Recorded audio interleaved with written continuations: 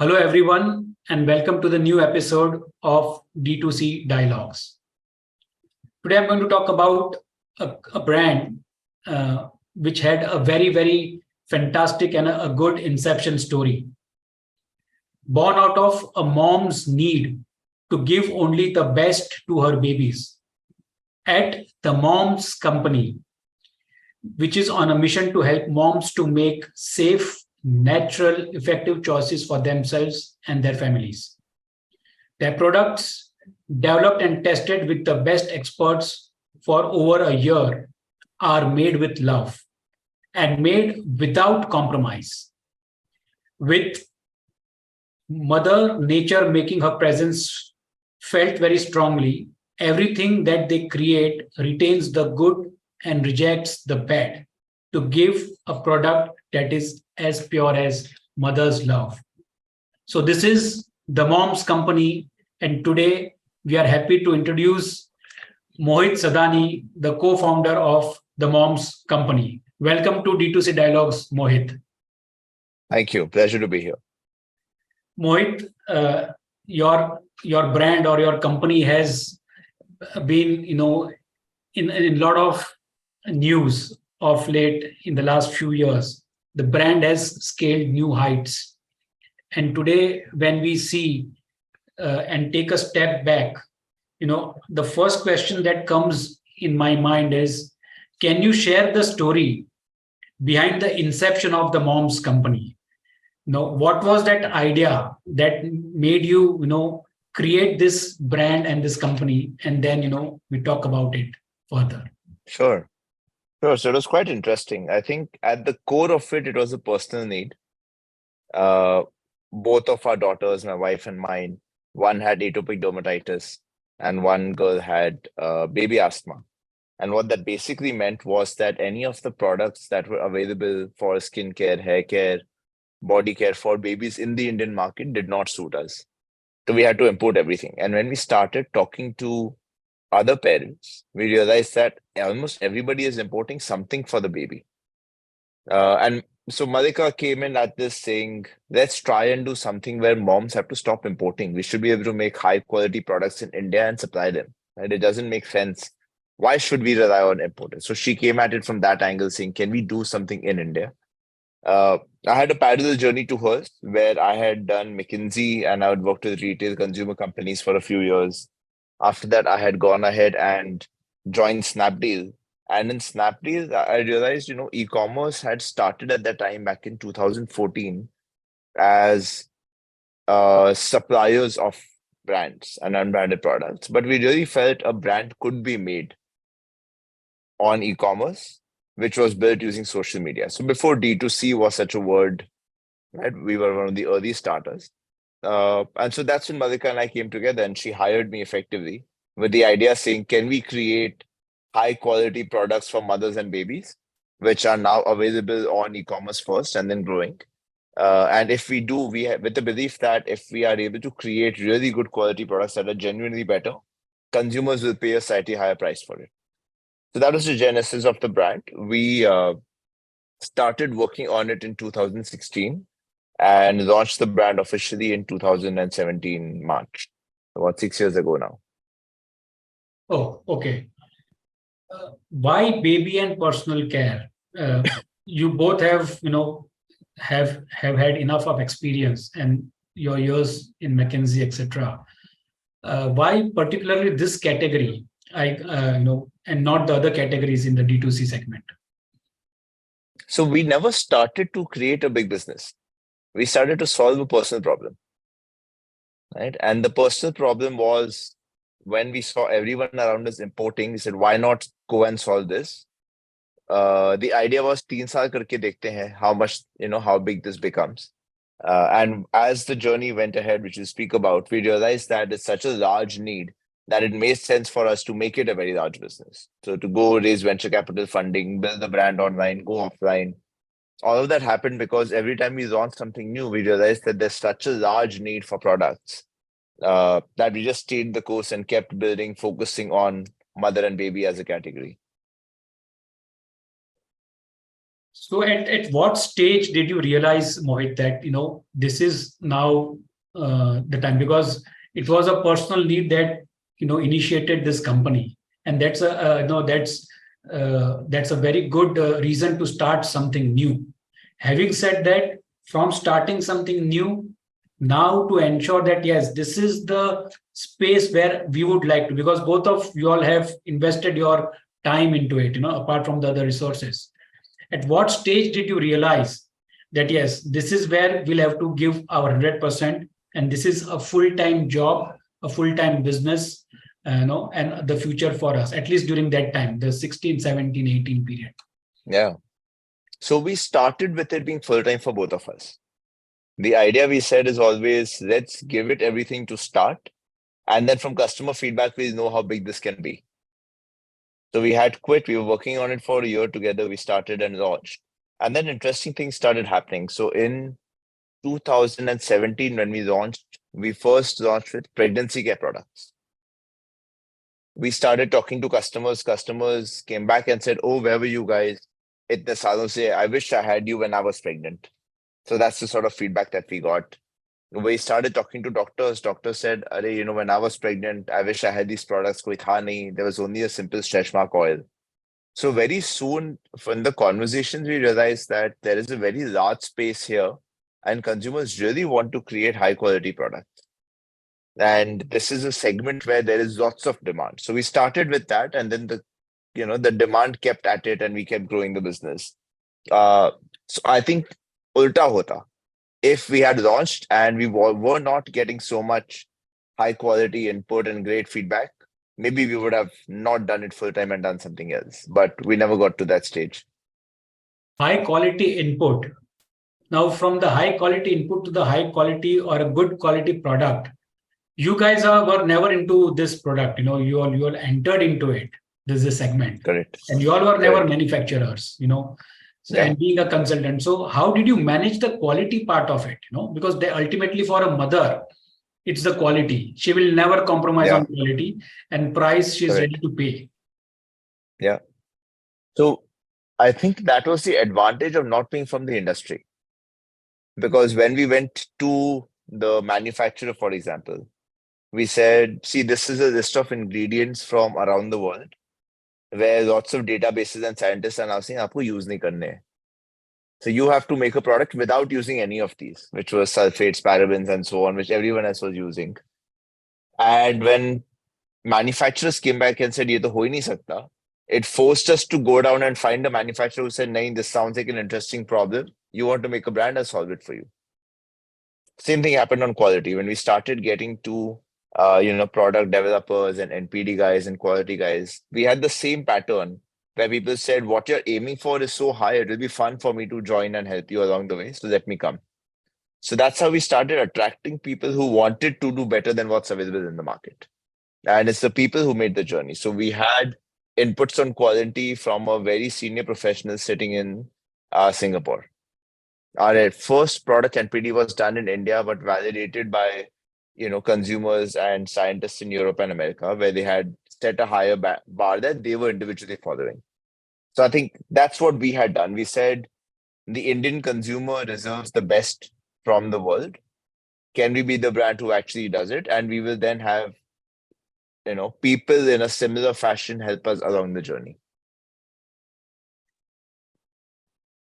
So with increasing consciousness about product ingredients, and sustainable practices, how has the mom's company adopted the trends about sustainable practices and product ingredients, etc.? I'd say on product ingredients, we led the way. So we were India's first certified toxin-free brand. We were the first brand, I think, that was educating consumers on what are sulfates and why you should not use them, what are parabens, phthalates, phenoxyethanol, ingredients that consumers had not heard of. So we saw part of our job as, if there is a mother who wants nothing but the best for her baby, we should also help her understand what's good and not. And so I would say, at least on the front of ingredients, we led the way of helping consumers understand what's good and what's not, through a lot of education and messaging and content that we put out. And on plastic, from the very beginning, we said we are going to be we are going to leave this for our children, this entire planet. And if we are the brand that helps mothers make no compromise choices for their babies, then that should go on packaging as well. So from the very beginning, we use only recycled packaging material. As soon as it was possible, we started recycling a lot of the plastic that we were using. We reduced a lot of the monocartons, trying to reduce waste almost every year, reducing it by 10, 15, 20%. And already starting from a very high bar on it. Okay. Uh, Now coming back to the current landscape, how would you describe the current landscape of the baby care and the personal care industry? You have seen this since 15, 16 Yeah. onwards, and it's almost 7, 8 years. How do you see the current landscape and where it is going? And the next related question would be related to the D2C segment per se. I think it's in a great place. If I'm a consumer today, I have so many more choices compared to when the Momsco started back in 2016. For any specific need, today I will have a personal care brand that is talking to me, right? Be it ingredients, be it function, be it effects and efficacy that I want. Right. So from a consumer perspective, it's fantastic. I have lots of choices. I think what's changed from a brand perspective is that it's become much harder to differentiate because there are so many more brands. Right. At that point of time, we were among the first brands online. So it was easy for us to stand out compared to everyone else. With just the hundreds of brands that have launched in the last few years, I think it's getting more harder to, or it's getting easier to create a niche and start, but it's getting much harder to scale and become a very large brand. Easier to start but difficult to scale. And that's where my next question on D2C comes in. Did you always think that it's going to be a D2C brand, or you had plans to take it to the physical stores as well? We took it to retail. By the time, I think we also invented the model in India of selling inside hospitals. Oh, Right. So we had a partnership with Cloud9, we had a partnership with AFM hospitals. And the logic was, even if we can't be available in general trade, where do mothers and RTG spend most of their time? And mothers, of course, are spending time in hospitals, in pregnancy centers, when they visited doctors. So at scale, we had about 10 hospitals or 10 counters inside hospitals that we had set up. And we were planning to ramp that up as well to a much larger number when COVID hit.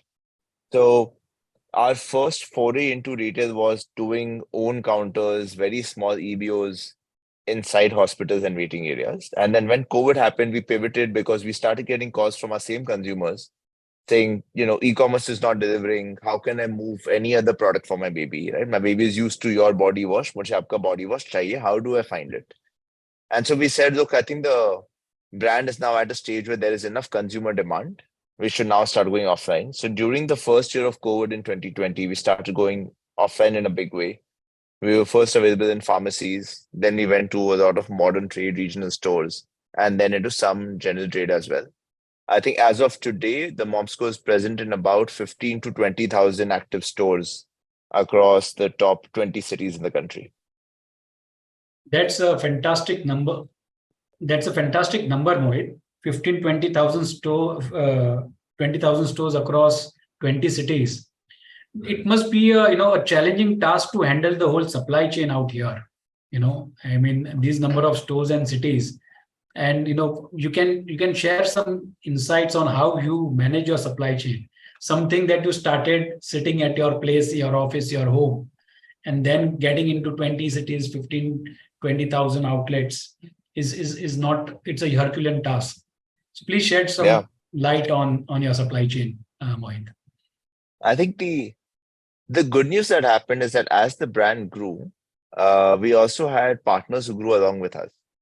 So our main warehousing today is all outsourced and it's all variable. We don't have our own warehouses. We simplified our operations a lot so that it can be easily outsourced. We have 4 regional warehouses now: Mumbai, Delhi, Bangalore, and Calcutta. And from these, with local logistics partners, we supply it to the other 20 cities, to our distributors, and then from there on. So I'd say it started off being very complicated in the beginning. But then as we started grew and I started outsourcing it, we found partners who were very capable and very hands-on in working with trade partners as well. So now that from D2C to trade, and getting it across the 4 metros, putting up your warehouses, and then, going to 50,000, 20, 50,000 odd outlets. What were the key challenges, that you faced? Because and I want to, you to list down whatever those challenges is, maybe supply chain or maybe XYZ technology, etc. And how did you overcome those challenges? I think a lot of it can be overcome, but the biggest challenge is more from a found set of a brand owner. I think because we started online, we were living in a world where everything is measured. Right? On every given day, I know kitna sale hua, what is the consumer asking for, which product is moving. There's no lack of transparency or movement along the way. And then as we started hitting retail, I think that's the first thing we had to get used to. That after you've done the product to the distributor, where the distributor puts it, how often he puts it, what's the replenishment cycle, what are consumers asking for, you only figure out by going physically to the store and asking. Right? Otherwise, data nahi aata. And so, every other question that you asked, which is how did it impact logistics? Logistics was impacted because for the first time they had no data. They had to understand how do I now do demand planning for my different regional centers without having access to a good forecast. Right. So that was a supply chain challenge. In demand planning and marketing, it was the same thing. I don't know what's selling in which city and is it different. So the initial idea is okay, let's take what's online and start to sell that into offline stores. So I think that lack of data impacted every function. And then over time, we started learning how to get data from the field, how to deploy that into our different systems so our teams can start planning for it better. So with data, you must have definitely used, and everybody uses the technology part of it. But can you share in some ways that the Momsco has, utilized technology to enhance its operations and enhance its customer experience? So for us, I think the advantage of being digital first is that's how we operated. And so we have technology and as a business in everything we do. So our right now, of course, we're a large business, so we use SAP at the back end. So everything from inventory planning, order placement, forecasting, all of that happens on SAP now. All the ordering happens there. The technology we use on top of this is all analytics. So we have our own analytics engine to look at consumers. What are they buying? What are they browsing? What are they buying with what? So we understand consumer trends and how they're changing with the seasons, with the weather, by geography. We're also India's largest content to commerce company. So we today have, as part of the Good Glam Group now, we have access to hundreds of millions of consumers on a monthly basis, right? Where they are consuming reviews and research and videos online. And through that, we understand customer behavior and we can create more products for them. And we can add them into a consumer journey, right? So if they're looking for vitamin C, for example, then I can tell them, hey, Momsco has a vitamin C product, right? So that entire content to commerce engine today is very, very unique to the Good Gram Group and therefore to the Momsco as a whole. And that helps drive a lot of our decisions as well. Since you mentioned about the Good Glam Group, how has your post-acquisition by the Good Glam Group, how has your role within the Momsco evolved? And, and what are the specific business areas that you are driving now? So it changed a lot. In the initial bit when we started with the Momsco, we completed the acquisition in October 21. It's about a year and a half ago. I think the initial bit of it was the Good Glam Group was growing exponentially very quickly with many other brands that it had acquired. And so a bit of the job became how do you now start to acquire the brand and integrate the brand into the larger company? So my role was a lot of driving that integration. Over time, I think a year in, we had reached a stage where sales was being driven by a larger central team. Marketing had a larger central team. Operations were integrated. Retail was integrated. And so within a year, we reached the stage where we felt that the Momsco as a brand was fully integrated into the larger system and didn't need day-to-day handling of by Malika and me of the brand. So about 4 months ago now, we moved into roles as board members. We've given up day-to-day operations, and we have a very capable professional team who's driving the business. Yeah, I still remember your post on LinkedIn, Mohit, when you had announced almost 3 4 months back Right. about that role and the transformation or the your next role, which is my next question. Since how have you managed this transition from an owner founder to a more advisory or collaborative post this post sale to the Good Glen group? Because then you were hands on in the way you have described your innings that you have played in the last 6 7 years, and suddenly you are an Yeah. advisory person. How easy it is, and how did you manage this? It's been an interesting transition. I think it started by handing over the smaller decisions on a daily basis and making sure that the team is very capable and doing what we want. The entire 1 year period was effectively training the team on how we think, what drives our decisions, what made the brand, right? And so I think a lot of spending that time and helping people with the insight got them to a place where we were comfortable saying, the brand is in good hands. So that was the first journey. The second part of it was handing over from our own. And I think there we got great advice from people. I remember the best advice I got was, uh, अगर शादी करा रहे हो तो बाप मत बने रहो, right? Then your role has changed. And I think that was advice we got before the sale.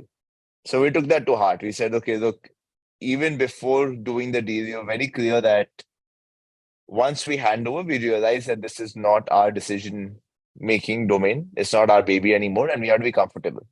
So I think that mindset we knew from the beginning that we will make sure that after we hand over, we train the people and then move out as quickly as possible. It's best for everybody. And I think that helped us move out quickly.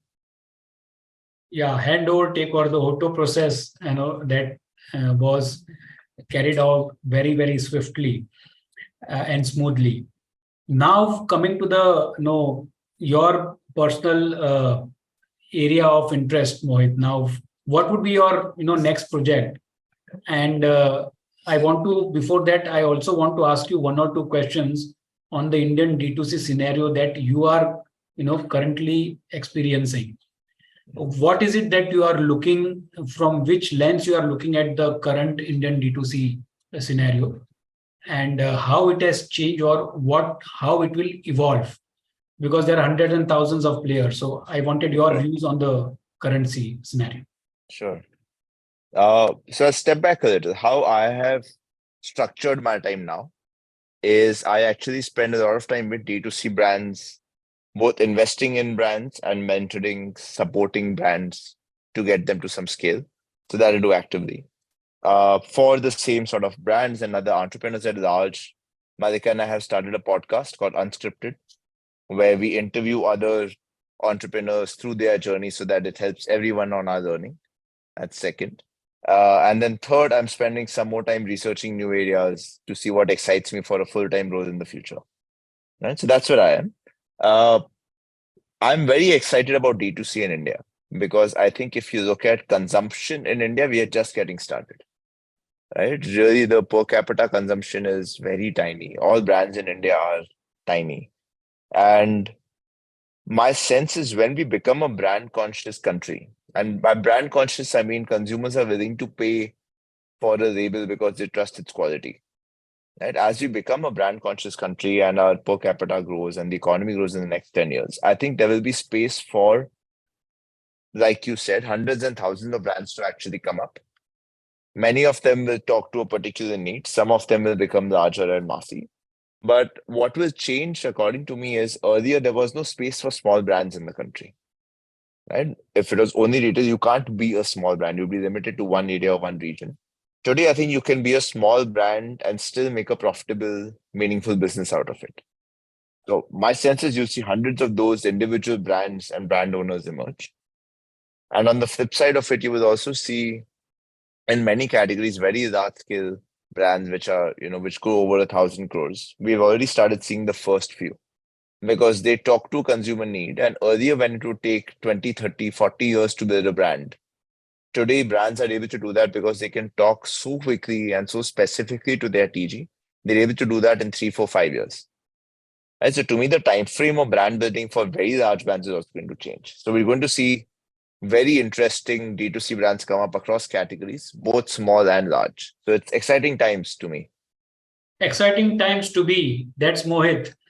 Mohit, can you please give us the mantra for the brand? Because again, that hundreds and thousands are coming, and the kind of glamour that D2C has got in the last couple of years. And we have seen the success stories. Can you tell us what would be the success mantra for a D2C brand, to come at the level of the Mom's Co, I'd say the bar on knowing your customer today has become very, very high. No matter what brand you're launching and what you're doing, knowing your customer and exactly why they will choose you versus another brand is very important, because being able to communicate that is what will differentiate you and allow you to actually build a brand.